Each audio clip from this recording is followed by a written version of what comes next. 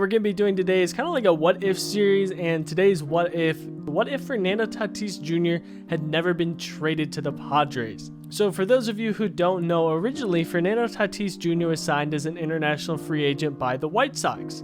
And the White Sox, seeing Tim Anderson as their future and long-term shortstop, they actually traded him for James Shields to the Padres, which in hindsight doesn't look that great for the White Sox, but I mean, he very well could have been a bust, and Tim Anderson was looking like a pretty good shortstop, and he still is. He's a great shortstop for him, but you know, you'd always love to have Tatis on your team. And guys, before we get into this, if you could leave a like on the video, comment down below what other players would you like to see in this series, and subscribe if you aren't already. Turn on post notifications to get notified every single time I post. I really do appreciate everybody who comments, likes, subscribes. It means a lot to me, and thank you guys for doing that. So today what we're going to be doing is we're going to trade Fernando Tatis Jr. back to the White Sox because we turned on forced trades. And we're going to actually trade him for Nick Madrigal here just so we can keep Tim Anderson on the team, because I bet the White Sox will be more than willing now to slide Tim Anderson over to second base to make room for Fernando Tatis. So we're going to go to the lineups here, and what we're going to do then is we're going to bring Tatis in and switch him with Tim Anderson. So Tatis is playing short. We're going to actually move him to the 4 hole here as well. And I believe that we should be able to keep it like this the whole year. It might auto change it at some point, but we're not going to worry too much about that. But yeah, we have Fernando Tatis Jr. in the lineup here. He's going to be batting fourth for us. I mean, this lineup looks pretty scary here. Tim Anderson, Eloy Jimenez, Jose Abreu, Fernando Tatis Jr., Luis Robert, Yohan Moncada, Yasmani Grandal, and then Adam Eaton. I mean, this lineup looks really scary, honestly. I think I would hate going up against this lineup.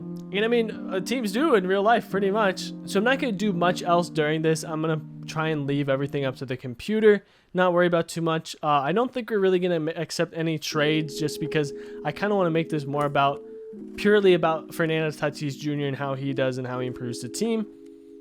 But we'll see how they do. Okay, so this is something that I also didn't anticipate. I'm letting the computer do pretty much everything. That means also make the trades. The Blue Jays traded Lucas Giolito here, who is 9-2 on the year, 2.88 ERA, for Lourdes Gurriel Jr. and Hyunjin Ryu. I mean, I wouldn't have accepted that trade just because I don't know how that really works out for us anyways. I mean, Lourdes Gurriel Jr. is great, and Hyunjin Ryu is not bad either. I don't know how he's doing this year in the game or in real life, but he's an A4 overall, not that bad. But definitely interesting to be sure, especially because I wasn't anticipating us to really make any more trades. But hey, all right. I mean, the White Sox won 104-58. We're gonna be playing the winner of the wild card playoff game here. We'll stop simulating, but I mean, we had a great year, and I'm hoping Tatis had an amazing year. So he's up to 98 overall, batted 285 on the year, 27 home runs and 89 RBIs. And I want to say that he probably didn't play the whole year. Yeah, he played 142 games, and I think that that's just with having the conflict here with Tim Anderson. So he played 137 games. I'm guessing they both probably split that at shortstop, kind of. Yeah, but I mean, he only played 142 games. He didn't play close to the full 162. Didn't play in 20 games. I'm guessing he probably would have been even better, having better stats. So that's certainly not bad either. He's 98 overall too. I think he came in at 95. Probably not winning any awards here. He's not doing too bad. He's down there at 6th for WAR with 6.6. Not up there. He's not gonna be up there for much just because he didn't play the whole year. But he's up there for triples, actually. He had 7. And I want to take a look then at the Padres and how they're actually doing, but we can also check out the awards here. Liam Hendricks actually won the reliever of the year here with 60 saves. Wow.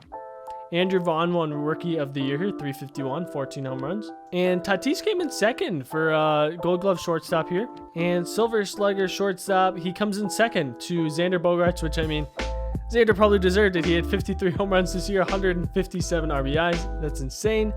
But I also wanted to look at the Padres. Yeah, Padres didn't make the postseason. So Padres went 86-77. That's not a bad year by any stretch of the imagination, but they didn't make the playoffs, and the White Sox did go on 104-58, certainly with the help of Tatis. I think they probably would have made it anyways because they are doing well this year anyways.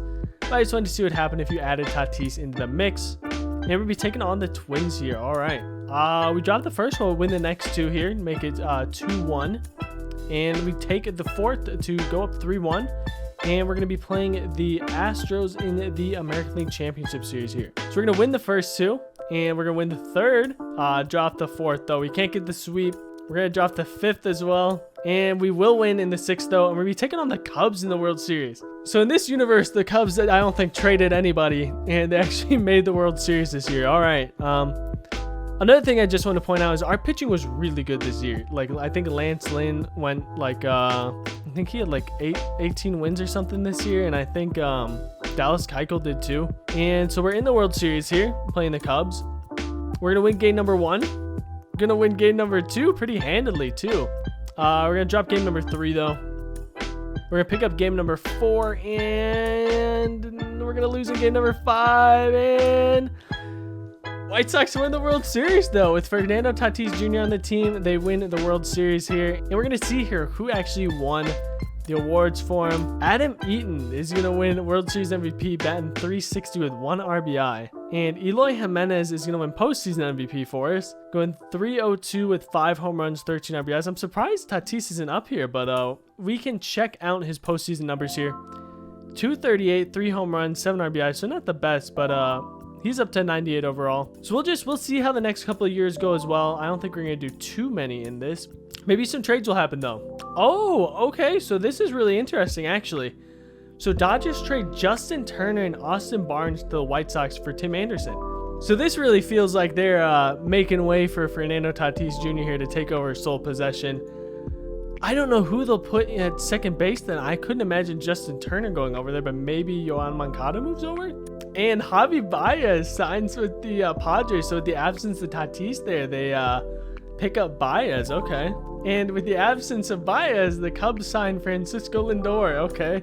All right, so we're going to get into the second year here, and I just want to check this. So we got Tatis there playing short, and let me see what they have actually set up here for the lineups. So Justin Turner is going to be playing second. Okay. That's strange, man. He's an 81 overall, but I guess he's playing second for us. All right.